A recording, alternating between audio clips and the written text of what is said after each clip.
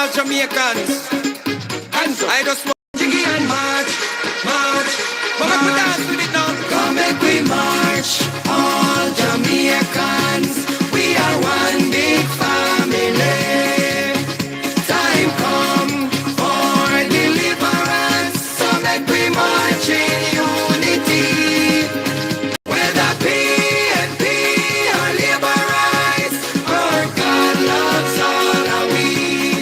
We are marching on to progress. Jam down and feel all of we.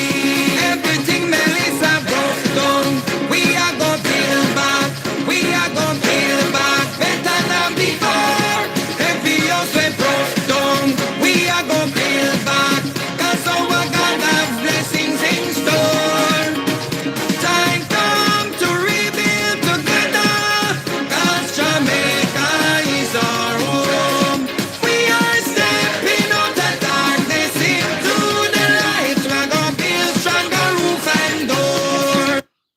Good morning, Lebaroons,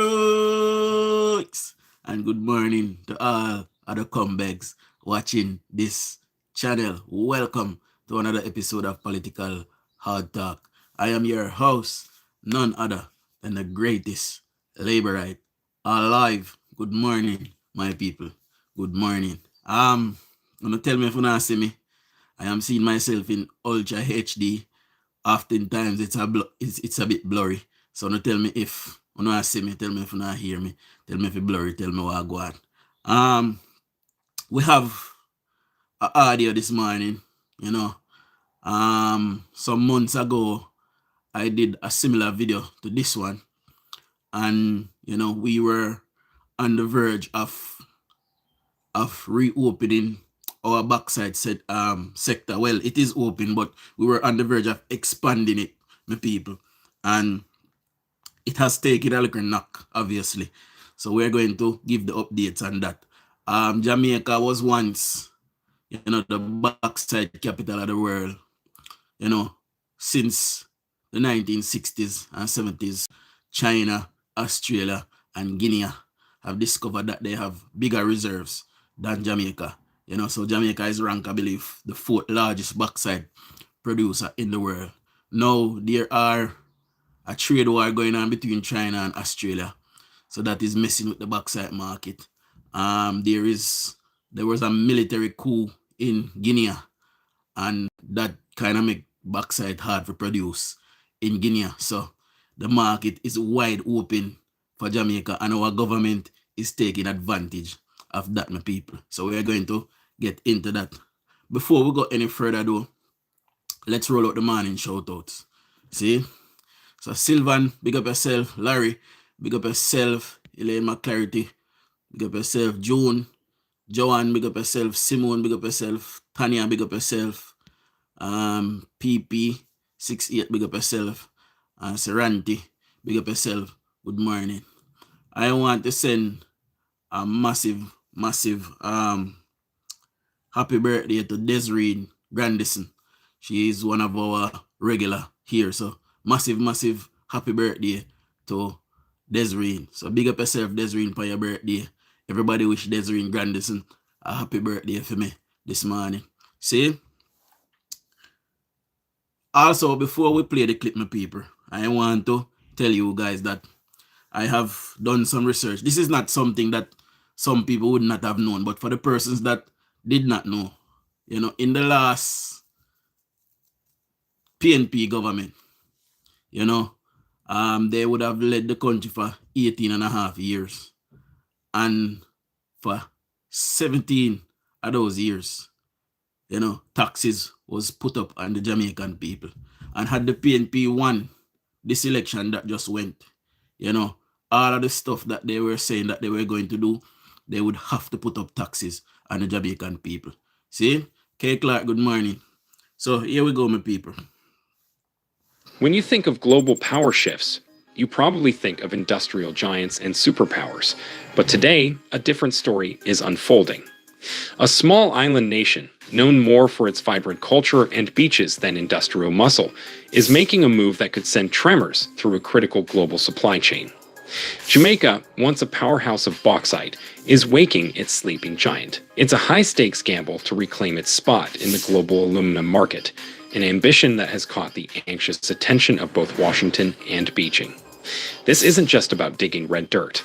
It's about redrawing geopolitical lines, challenging environmental limits, and deciding the future of a nation caught between two competing world orders. This is the story of how Jamaica's massive bauxite play could reshape the world as we know it. So, why all the fuss? It all comes down to one metal, aluminum. It's no exaggeration to say it's a foundational material of the modern world. Just look around. It's in your smartphone, your car, the power lines that bring you electricity, and the planes that connect continents. Its unique combination of being lightweight, strong, and corrosion-resistant makes it indispensable. And our demand for it is exploding. The global shift to a green economy is built on aluminum. Electric vehicles use way more aluminum than gas-powered cars to offset heavy batteries and extend range.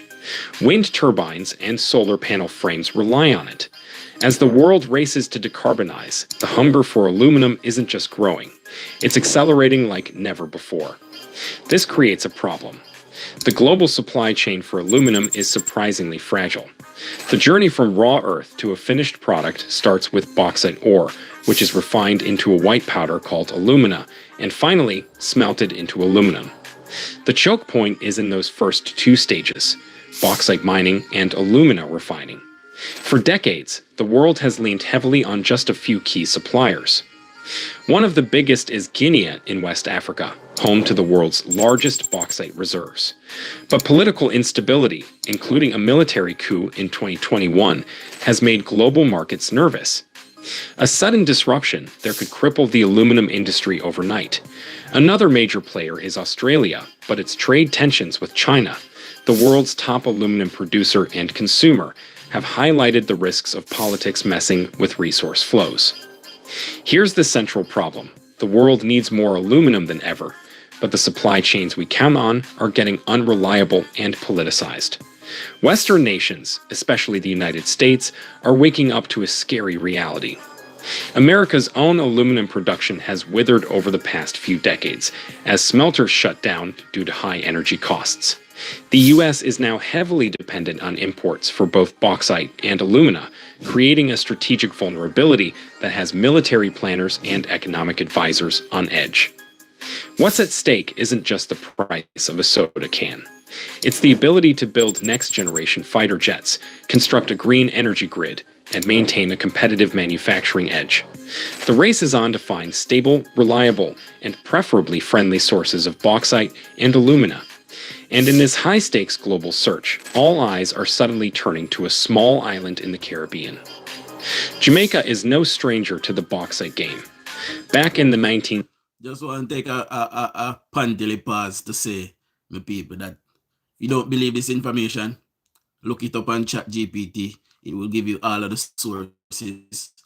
You can find it on JIS as well. You know, these are not things that are really advertised in our media back home, but they are happening in the background for definite, 100%.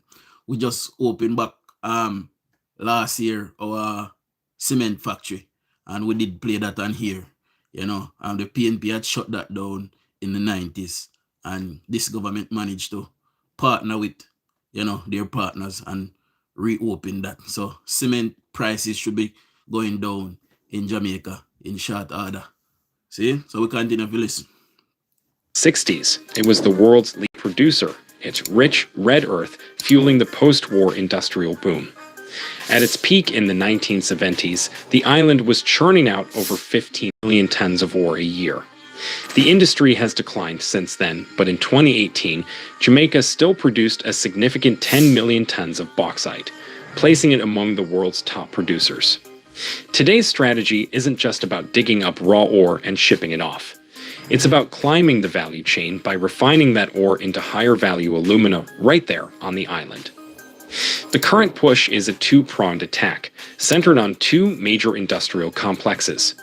So what this is saying, my people, we used to dig up a bauxite by the ton and ship it go America and then place the for it to get smelted down and turn into alumina and then turn into aluminum No, we are going to do that on our island, my people. See? Jamalco and Alpart. First, there's Jamalco, a joint venture that's a key link to the West. The Jamaican government holds a 45% stake, while the majority 55% is owned by an American company. With an existing annual capacity of 1.4 million tons of alumina, Jamalco is already a significant player. But it's facing a challenge. Its mines in the parish of Clarendon are running low. To secure its future, Jamalco has launched Project Restore, a massive investment planned from 2025 to 2027 to open new mines in the neighboring parish of Manchester. This isn't just routine upkeep. It's a strategic move to ensure a steady flow of alumina to the global market, especially to its American partners. Recent upgrades to its powerhouse, set for commissioning in early 2026, signal a serious commitment to maximizing production. But the real game changer, the piece that could truly elevate Jamaica's status, is the Alpart refinery. Located in Nain, Street Elizabeth, Alpart is the largest refinery on the island, with a production capacity of 1.65 million tons of alumina per year and the potential to expand to 2 million tons. The plant was shut down in September 2019 by its new Chinese owners, Juquan Iron and Steel Company, JISCO, for a major modernization project. Its reopening has been the subject of intense speculation ever since. Throughout 2025, Jamaican officials expressed confidence that a phased reopening was scheduled for the last quarter of the year. However, as of early 2026, the reality on the ground seems more complicated. Union leaders representing bauxite workers have been publicly demanding a clear timeline from the government, suggesting the much-hyped restart has either stalled or is far behind schedule. This uncertainty highlights the huge challenges involved. Restarting a massive industrial facility after years of dormancy is a monumental task, filled with technical and financial risks. If, and it's still a big if, JISCO brings Alpart back online to its full capacity, Jamaica's total annual alumina output would surge towards 3 million tons. While that's a far cry from giants like China or Australia, it would more than double Jamaica's current output. In a tight global market desperate for new suppliers, an extra 1.65 million tons of alumina isn't just a drop in the ocean. It's a significant injection of new capacity from a strategic location, and it's enough to make everyone sit up and take notice. The dream of a revitalized bauxite sector hinges on the fate of the silent Alpart refinery. This is all happening on a global chessboard where the United States and China are the dominant players, competing for resources and influence. By luck of geography and geology, Jamaica finds itself right in the middle of this great power rivalry. For the United States, Jamaica represents a golden opportunity. The decline of American refining has left the country dangerously exposed. Jamaica is, literally, in America's backyard. Its proximity to U.S. ports offers a huge logistical advantage over suppliers in Africa or Australia, slashing shipping times and costs. This isn't a new idea, it's a renewal of a historic partnership. During the Cold War, the U.S. recognized Jamaica's strategic importance. In a 1982 agreement under the Reagan administration, the U.S. arranged to buy 1.6 million tons of Jamaican bauxite for its national defense stockpile. It was a clear signal. Jamaican bauxite was considered a matter of American national security. Today, that same logic applies with even greater urgency. The American ownership stake in the Jamalco refinery gives the U.S. a reliable, Western-aligned source of alumina. Every ton from Jamalco is a ton that doesn't have to come from a less stable region or a geopolitical rival. For Washington, this is like a no-brainer, a way to build resilience into a fragile supply chain. But this is where the story gets complicated, because half of Jamaica's bauxite equation doesn't lead to Washington. It leads straight to Beijing. The silent giant, the Alpart refinery, is 100% owned by JISCO, a Chinese state-owned enterprise. The acquisition wasn't just a commercial deal. It was a strategic investment under China's Belt and Road Initiative. BRI, a global infrastructure project that critics see as a tool for expanding Chinese influence. When Jamaica officially joined the BRI in 2019, it signaled a deepening of ties with Beijing, a move that set off quiet alarm bells in Washington. SCO's control of Alpart puts Jamaica in an incredibly tricky position. If Alpart reopens, it will be a Chinese state-controlled entity producing millions of tons of a strategic material just a stone's throw from Florida. It creates a dilemma for everyone. Proposed U.S. tariffs aimed at Chinese industry could potentially hit alumina from Alpart, sidelining a huge chunk of Jamaica's output from the American market. Within Jamaica, the Chinese presence is a source of heated debate. While Chinese investment promises jobs and growth, it also brings fears of neo-colonialism, concerns about unsustainable debt, imported labor, and a loss of national sovereignty. He always fight anything China touch. They say China want colonize the world. So what America want do? America ain't only market in the world. Other country use aluminum to when have it. Other country use it to other America alone in the world.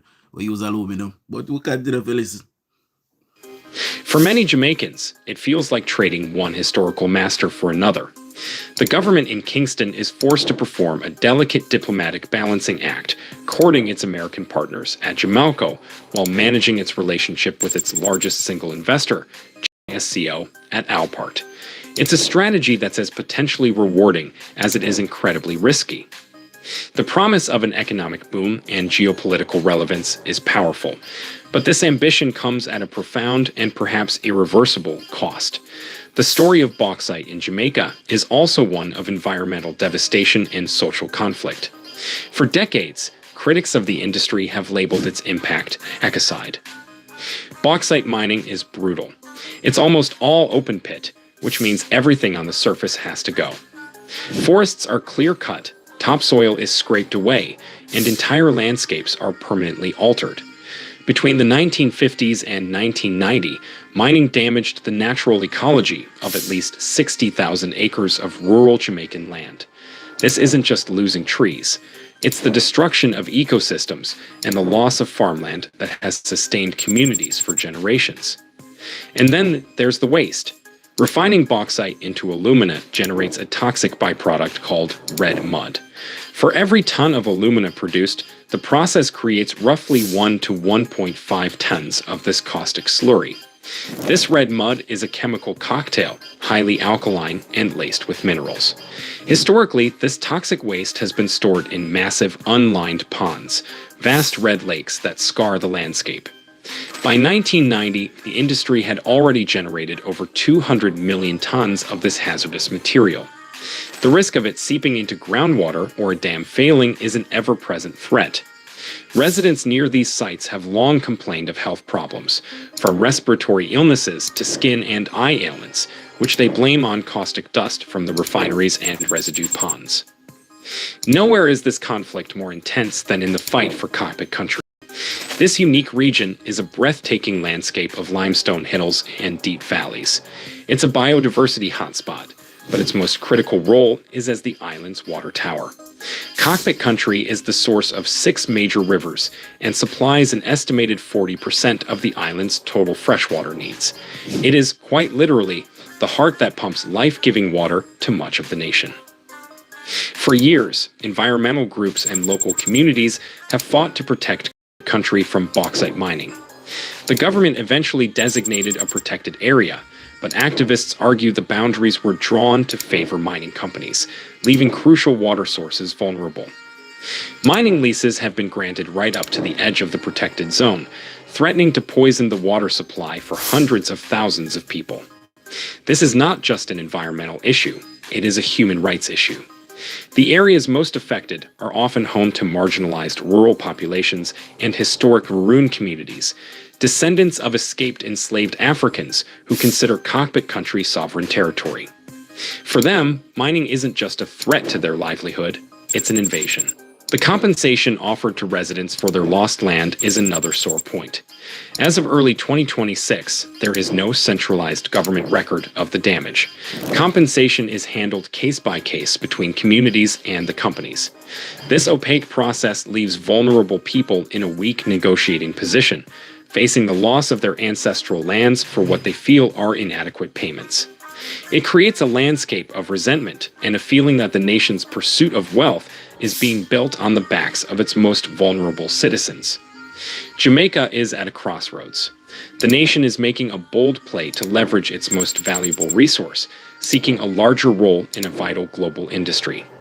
The potential rewards are huge: economic growth, jobs, and a new level of strategic importance on the world stage. The government's strategy is a high-wire act, trying to balance the competing interests of the US and China in the hope of securing a better future for Jamaica. Jamaica's push for bauxite expansion comes with profound risks, threatening to accelerate environmental degradation already visible across the island. The fight for cockpit country has become a symbol of this struggle, highlighting the tension between economic promise and the preservation of irreplaceable natural heritage. The uncertain future of the Alpart refinery underscores the obstacles facing Jamaica's ambitions, reflecting the challenges of balancing growth with responsibility. Ultimately, Jamaica's bauxite story is a reflection of our time. A small nation navigating global demand for resources while making agonizing choices between progress and survival. Can Jamaica turn its red earth into gold without paying too high a price? So, my people, there's several things we point out of that. So, the cockpit counties, they are not in any dispute as it relates to mining. You know, the government have made a large part of that area protected area. You know, lands are not in this dispute. Most of the places where bauxite are being mined, my people, are where hilly terrain or forestry terrain. See, people would later go in there and live. You know, also the waste from the bauxite, we are now finding out that waste have minerals and material in it that are viable and valuable. See, so our government will start to do something as it relates to that as well. Let me just roll out some more shoutouts before we get to, you know, the monologue. So, where was I? K. Clark, big up yourself. Eric, big up yourself. Jai, big up Tanya. Mama Winsome. Father Dennis Corinne, big up yourself. Winsome Radcliffe. Cheryl, big up yourself. Caroline, Darrett, Dahlia, Valerine, big up yourself. Father Victor, Harvard, big up yourself. Jacqueline Thomas. Father Dark Knight, big up yourself. Good morning to my beautiful wife. Good morning, baby. Happy Valentine's Day. Beverly Clark, big up yourself again. Monica, good morning. See? So, the PNP, like I said before, is up in arms, my people, about the new taxes. They're crying for their mummies. So we wanted to point out this morning to the people of Jamaica that the PNP ruled our country for a consecutive 18 and a half years. People, they started in 19 years, my people. So 19 years they ruled our country for. And in that 19 years that they ruled our country for, my people, Robert, big up yourself. Taxes was raised for 17 of those years, my people. See? So it is though Jamaican people are no stranger to tax and the raising of taxes. This government have only chosen to raise tax now because there's a disaster. And it is the first time in 10 years that taxes are being raised in Jamaica. All of us have to pay our way. We have to get our country back on its feet. And once, you know, we get our country back on its feet, the government can decide if they want to continue with the tax them or they can, you know, disband with them. See? More than likely, taxes, government recouping revenue and getting more revenue, they're not going to want to get rid of it. See, that is how government works. See? Now, as it relates to Mark Golding and his contribution to the debate, he continued to whining. The PNP continued to whine. Ball like how much of them? 28 big baby. Them a ball. All of them. See? And they have no solution. None. You will never hear the PNP say, all right, the government is doing it this way. Here is how it can be done better. They can't say government thief their idea because they come on camera and tell us, here is how you can do it better. So if the government do it the way that we know, say a PNP idea. It's plain and simple as that. Dahlia said them forget is them tax our money in the bank and we have to pay for withdrawal, etc. Yes, they are the ones who tax computers as well. Because remember me a little pitney, I wanted to buy a computer. We had to pay taxes on that computer. You know, so it is the PNP that did all of that. So these things are not really new, you know. A lot of them, you know. Some of them are stuff that is being revived by that this party disbanded with. I chose not to go with. You know. One of my moderator, Black MMU210. See, block him off of my life, please. Yes, PNP tax. PNP tax everything we can think of, including handcat. There was also a time when PNP was complaining, well, not complaining, was considering, you know, bicycle having to be taxed and insured in Jamaica, and bicycle would have a license plate like our bike have license plate. The PNP was considering that, while Angela Brownbert was mayor of Kingston, I believe. You know, so these people, I don't know my people. Them continue to whine and complain and cuss and carry and ball and win, all kind of something for no reason at all. See? Because had they one government, they would have put up taxes. Because one, they were promising to raise persons pay by 3 million, raise the tax threshold by 3 million. You know, and that is not, it's not viable, because with GDP need to grow bigger than what it is now for that to be viable. See?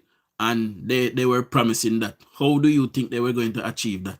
They could only achieve that by raising taxes on the Jamaican people. See? Or they were going to cut public sector pay significantly. Right? And cat men were giving and cart life. Sometimes we see so country, we look back for it, you know, we have to serious, you know, but we have to laugh, my people, because you see them people, they're very, very, very, very serious. You know, they know, so when Bruce Golding win the election, a lot of Jamaicans don't know this. When a party is leaving government, that party is not to take government resources. You remember Donald Trump did get in some trouble if you have some government paper in Bathroom and Mar-a-Lago. When you're leaving government in Jamaica, you're not to take government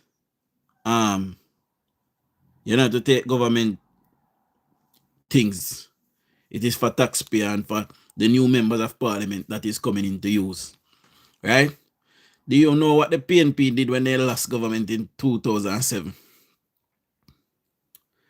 All of the government vehicle them with taxpayer money buy. Then share up amongst themselves.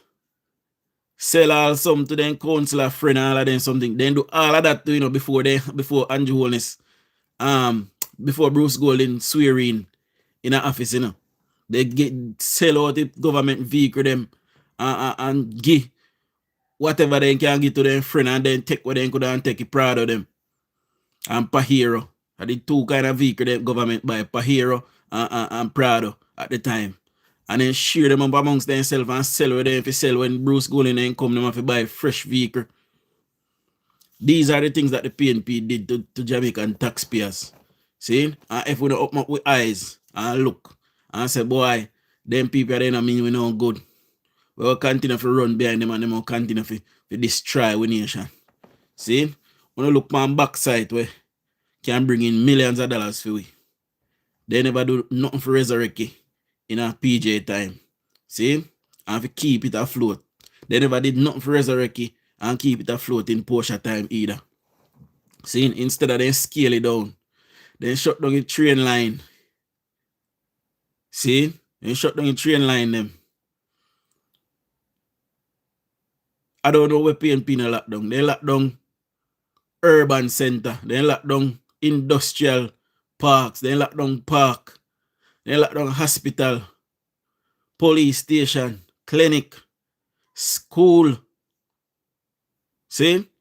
And when you see all of them something and you still run behind, well, you know, look like the people that run behind them realize what happened. Because the mission is to keep them kind of people there. Dunce. You know? Caitlin, big up yourself. Guys, a lot of you is just coming on. One of our viewers, Desiree Grandison, it is her birthday today. You know, so if everybody can give Desiree Grandison a shout out, a happy birthday shout out to them, make you feel special. Big up yourself again, Desiree. Happy birthday to you. And thank you for all of the love and support that you have showed to the Dutch over the time that you've been here. Saying so, big up yourself again, Desiree. Happy birthday and happy Valentine's Day to you as well. The people them who run behind them don't read. Some of them read, you know, Dennis. Some of them read, but then just a read. They not read for understand.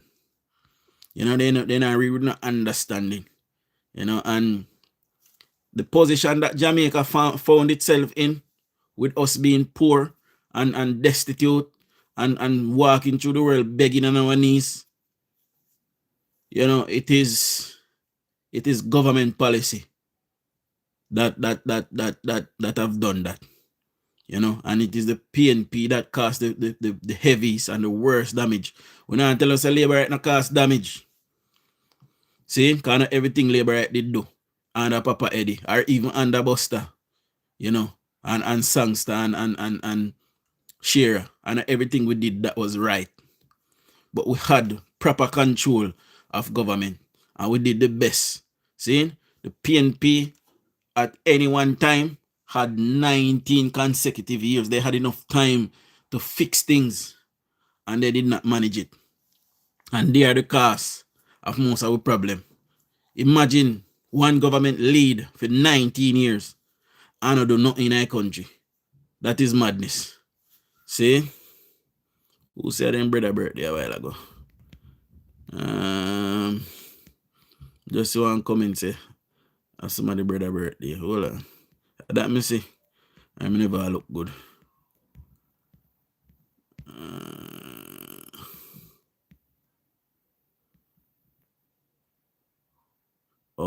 That me see me never look good.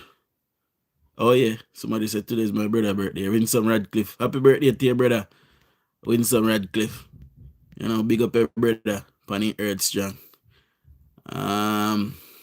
Irene, big up yourself. You remember a man named Omar? He did the damage that we are feeling still. You know what I say? Omar had panny damage that cause manly really mess up the country, you know, man. People not understand it damage what Michael Manley cost the country. And it was surprising to me that Edward Siaga could have recovered it to bring back some kind of normalcy within 12 months. That show you a level of management skill that he had.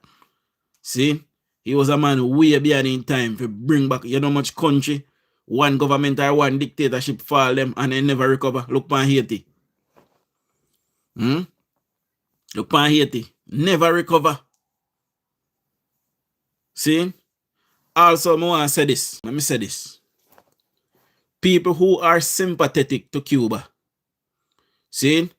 While I appreciate the Cuban doctors and Cuba taking our students to teach them in their universities and to mentor them and tutor them, I am losing my sympathy for Cuba and its people, and I'm going to tell you why.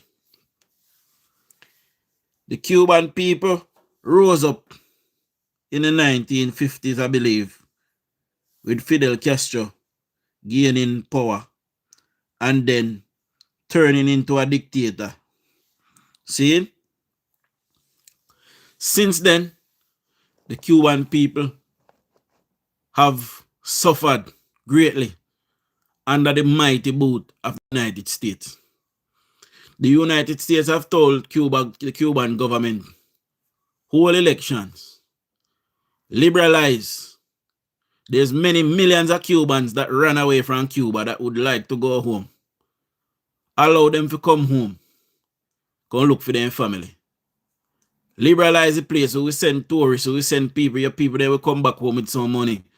You can fix up on a place, buy a new car, fix up on a power plant. This is an ideology, you know, the Cuban people are holding on to. The government is not the Cuban people. The government of Cuba is holding on to an ideology. And that ideology is suffering the people. That is the same ideology that Michael Manley had. And it suffered the Jamaican people. It is a good thing that we are more rebellious than the Cubans because we would have rise up against Manley and would have rise up against anybody else who decided that they were going to be a dictator. See? The Cuban people need to get up and tell their governments, sit a step aside now. We need freedom. I am not telling nobody so they go bow down to America and bow down to nobody. But when time you have, you know, a country that is more powerful than you and can step in your neck like that, and you have your ideology, you don't think about your children and the children of your country. You don't think about the elderly and the people in your country where suffer, them and starve. The government of Cuba literally have to ration food for people. I think people get 1 pack of rice per week. In Cuba, people get 1 pack of rice. Sometimes I hit alone and get from the government for eat for a week. That is the suffering that Cuban people are going through. See? And the government refuse to just ease up of some of them things them when them do so people then can release up some of the sanctions them they have on them so they can live and breathe. Now what the Americans are doing, it is dead wrong. I am not in agreement with it. You know, if that is how the people them choose to live, that is how they choose to live. But it is said that the Cuban people do not choose to live like that. It is the government that is holding on to the thing. See? So the United States must come off of the high horse where they end up and left the people them alone if a sudden choose to live. See? However, the government, and if this was Jamaica, see? If this was Jamaica, and we had a government like the Cuban government, see? I know I wouldn't like it. And I would be one of the persons that is saying that we should rise up against the state. Because sometimes I'm rebellious. See? So, I understand that part. Obama, yes, Father that night, Obama did try to help them. And Trump come back on step on it because Trump are wicked. But I believe it is because of Marco Rubio why Trump is doing that. It is a deal that Trump brokered with Marco Rubio to do that. Big up in a Kenrai. Have you ever been to Cuba, sir? No, I watch TV. I watch YouTube. I don't need to go to Cuba. See? I see all I vehicle them from 1920, 1950, 1960. I see them. See, I see building them a crumble. I see people are dead for hungry. I see it. No power, no oil, no fuel. No did if go in a people vehicle. We see it. We're not blind. See? Now, Cuba, back in our time, you know, had the biggest dairy industry. And it is Cuba why Jamaica got rid of its dairy industry as well. Because we started to get beef and milk and all of these things from Cuba. We started to trade with them. Right? Michael Manley is the one who disbanded with our dairy. This is why I understand how Michael Manley used to say he might preach self-reliance. Because if we are preach self-reliance, you know, of course the embargo is unfair. It is unfair. You know, but you have to think about the geopolitics. There's more to it than what we see, you know. See, and there are Cubans that had to run away because they were persecuted. And those Cubans, they went to America and make something of themselves. And they want to come home and you know, migrate back in a society, integrate back in a society.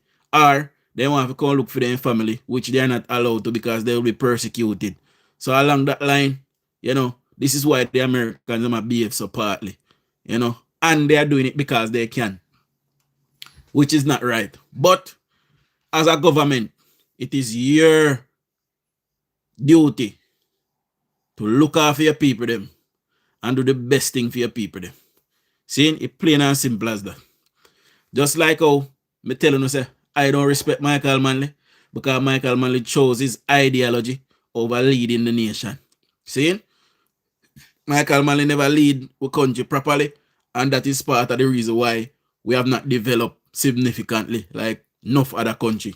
See, there are countries that got independence after Jamaica and have developed, and Jamaica are just 60 year old. There's country that is 30 and 40 year old and they're more developed than Jamaica. And that is because of Michael Manley's ideology. Had Michael Manley continue building on the progress that Shearer left when Manley took over the opposition and eventually became prime minister, had he continued the progress of the government and did not try to go communist or socialist, seeing anyone who know want put it, had he not tried to go there and continue to build on what he saw there, Jamaica would have been significantly more developed today. See? So them need to understand exactly that now.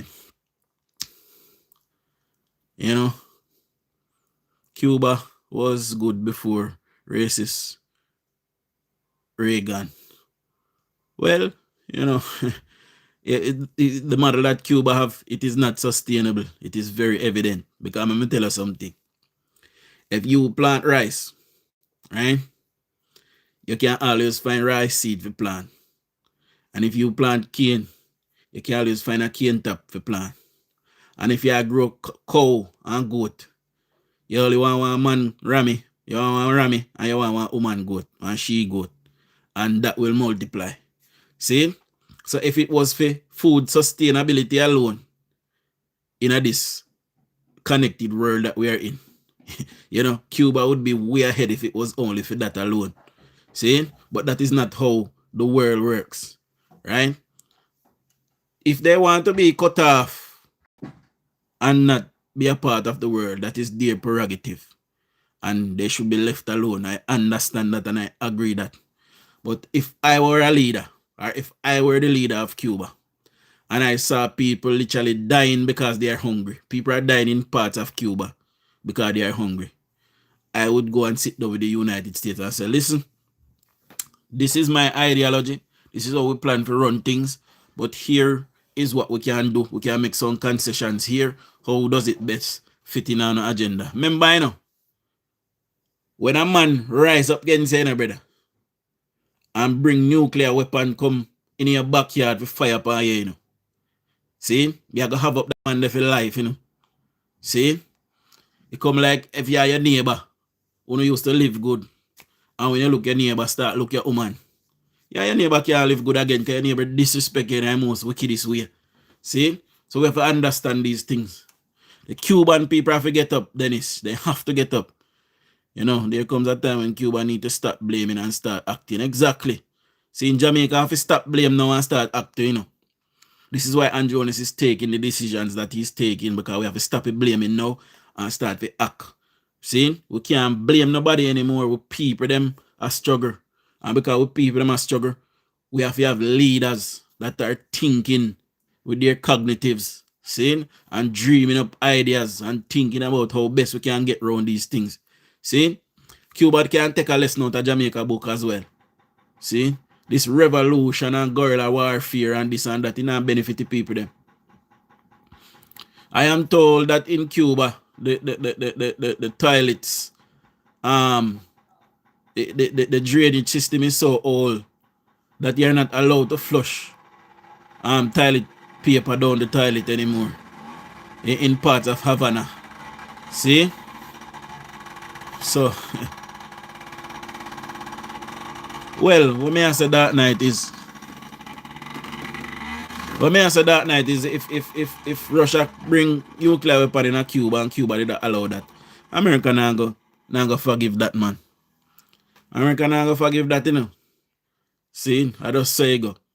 I mean, I tell her I wouldn't forgive it either. You know, but I'm sure another leader would come that would think different than me. Like we had Obama. See? And he was helping them out the best way he could.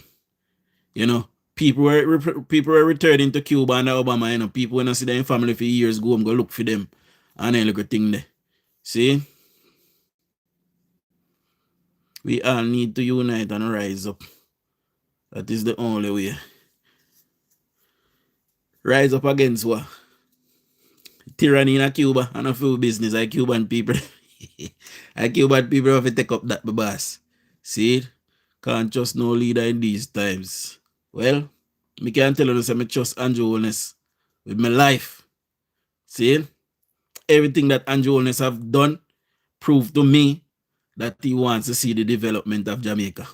See, 11 different projects. And by the way, a lot of these projects that Andrew Holness do, some of them depend on the books from Bustamante time, Siaga time, PJ time, Porsche time, Sangster time, Shearer time, see, Manly time even, and he still a do it. He still have it. So that is a government that cares and wants to develop a country. See, when I say Andrew Holness, them build Ian Fleming Airport International, third airport in Jamaica, and about to build a fourth one. When I see where they do a St. Thomas after the PNP run St. Thomas for 30 a year, see? And then go build a urban center and finish the highway, give people them a St. Thomas, see? And then continue to build out the highway network all around Jamaica, see? A fourth international airport that come to Westmoreland. All kind of job are coming in the country. Montego Bay get their own motorway or it's a highway them get. See? All of these things, the children and adolescent hospital, them are fix and a upgrade and a expand more hospital and health center. All of Andrew Holness action. Andrew Holness managed to grow the economy. He managed to stabilize it. All in action tell me say he want to develop this country. With NIR, with net international reserve is at an all-time high. Highest it has ever been in our history, in our 60-year history. That tells me that Andrew Holness is a leader that want to lead the nation to something greater. See? So all of who are hate for the man because he build one big house, you stay and no go work and no build no big house, that a fear business. See? All of who want hate for the man because over 20 years he managed to accumulate 1 million United States dollar in an asset. If you want hate for him for that, that's a fear business. Me hope in a 20 years, me have 10 million United States dollar worth of asset. More than him. See, Andrew Holness come and him give people free schooling. See, they make hospital completely free. They give you free prescription. See, if you have a major surgery, if you do now, government pay for part of it. Back in a PNP time, if you have cancer, if you have a tumor, if you need to amputate, you're dead. You're half dead. Nothing can save you. If you and your people then could do a fish fry and save your money, dead road now miss you. And that this government, they might help you. See? So in every action with Andrew Holness do, crime and violence gone way down. This man and my sister, since the year started only 9 murder at my Montego Bay. We almost in our 3rd month. Normally, we would have about 300 murder already in a Mobile. See? This a government every action they take tell me say them ready to lead this nation. See? And just before the hurricane, Jamaica economy for the first time in a 40 years or 35 years, the economy grew 5.1%. See? A long time we don't see them growth there. See? If I never feel hurricane, Jamaica would be poised. And the Prime Minister did talk about, how poised the economy was and the state of Jamaica. And the hurricane come and mash you up. See, but we're going to build back. And we're going to build back stronger because we're in a good hand. We resurrect the cement plant. We resurrect bauxite. We're going to build back train. So people can commute from Mobile to Kingston on train. See, probably even Negril. JUTC bus. One of my moderator black, it's not someone of my life, please. See? We have record number of school bus so we never have before. Pitney they have their own dedicated school bus. All of them is something the PNP never do. 1,800 police vehicle bought. So police can go anywhere now. Go fight any crime. See? Police force self-reform. The military reform. See? 7 helicopter by, 6 naval vessel by, 22 speed vessel by, everything. We have our own Doppler radar now. We don't have to wait for America to tell us when hurricane come. We can find out for ourselves and have our own system. Andrew Holness then do all of that, my people. See?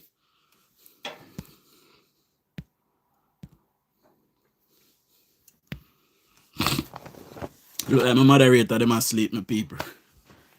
I have a daughter who is a PNP, very wicked. Auntie, I have a lower man. She free to choose what she want to be, you know. But we a few job to tell them, you know, a few job to tell them the PNP is not good for this nation, you know, and they have not done the best for the country, you know. Andrew Holness is the best prime minister that Jamaica has ever had. 4 consecutive time. See, he have risen the minimum wage. How much time he raised on a PNP in 19 years? Anybody can tell me? Anybody can tell me that? You know? But he risen 4 times and Andrew Holness less than 10 years into that, you know. See? And he managed to give highest public sector pay increase in a history of Jamaica. You know we get on a PNP? Pay freeze, your income freeze, and them a put up tax on you. Because 17 out of 19 years of them doing a government, we face 17 years worth of taxes. See? So, PNP is not good for our country. Not good. See? Part money gone up. If you're there on part, the government pay for your pitney, subject them. All if a 10 subject them I do, the government pay for. See? Then get free lunch at school now. See? When I back to school and you're there on part, I get extra money to buy school bag. See? Whenever I used to get them sitting on a PNP. See? Best prime minister we ever have. Best. Spark road a bill, dam a bill, school a bill, hospital a bill, farm road a bill, parish council road a bill, highway a bill, hotel a bill, BPO a bill, urban center a bill. People a build plaza left, right, and center. Who can build plaza, drop one container? Jamaica is booming. And the PNP, they don't like it. But we don't care. Our country are developed and we want to keep them away from it as long as possible. Police station a bill. 10 police station a bill. 11 as a matter of fact a bill. And 100 and add what they did there. 159 what they did there before get upgraded. See, in R I get upgraded. Some not start work on it, but money set aside for it. See? With police, them a get better paid. Back in a PNP time, when he's a police officer, you have to left one 12 and 13 hour shift and jump in here, deport if you go run taxi. Enough policeman dead, so gunman kill them. If you left them work and go work again. See? Fireman, same thing. See? So nobody go like so we don't know what they go in our country. We know what did that take place in our country, and the PNP is a big load of donkey diddy. When it drop and splash out on the ground. See? And an ambition. A 5 minimum wage. A five minimum wage arise within 7 years. Never been done before. Exactly. See? And we are not going back to PNP chaos. Well, Jamaican people, they ain't fully bad mind, you know, my people. And all you have to tell them, say, watch the boy there. Look on the big house, you know. And look on the big car where I'm driving. Go like him better, we, you know, watch him. That's all I need to tell Jamaican people, you know. And them we do the rest. You don't need to tell them, say, boy, you know, say, we are going to strive and see if we can build too. Come, we make up and say we can build one of them house, then you take one side and me take one side. No. I'm going to tell them, watch him. I won't get money for build like a big old house. They must buy team and fuck. I beg no pardon, my people. I must drugs in myself. See? That's so Jamaican people operate. So you can't, we don't know. We don't have a mindset we tell ourselves, say, boy, I see Andrew Holness, you do one big house, guess what? Me want 2 of them big house, because I want one for turn in an Airbnb, and I want one for raise my picking them, So you want we are Airbnb, that can go and make some money, and when my picking them get big, then go move over another one there, so me and Shanice can walk naked in a few one. See? Nobody na think about that. You know, say me can only build all the board house. Alright. You didn't know, say. When you go a party and you buy 1 bottle of Hennessy for 15 or 25,000, that 25,000 can buy you 100 blocks.